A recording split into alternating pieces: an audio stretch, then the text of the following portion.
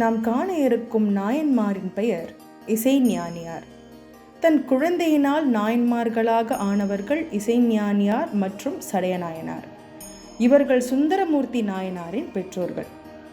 பெற்ற பிள்ளையினால் இவர்களுக்கு பெருமையா அல்லது பெற்றோர்களால் பிள்ளைக்கு பெருமையா? இசைஞானியார் 63 நாயன்மார்களில் 3 பெண் நாயன்மார்களில் ஒருவர்.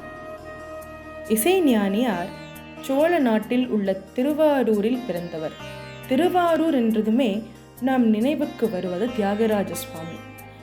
இவர் மீது இசைஞானியாருக்கு பக்தி அதிகம். இவர் சடையநாயனாரை மனம் புரிந்தார். இவரும் 63 நாயன்மார்களில் ஒருவர்.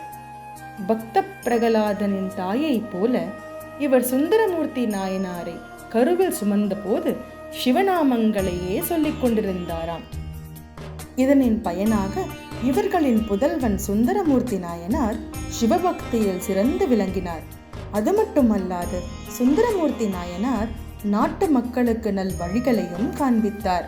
சில காலங்கள் மட்டுமே தன் பெற்றோருடன் வளர்ந்து தன் நாட்டின் அரசனின் ஆணைப்படி சுந்தரமூர்த்தி நாயனாரை வளர்ப்பு மகனாக வளர்க்க நேரிடுகிறது.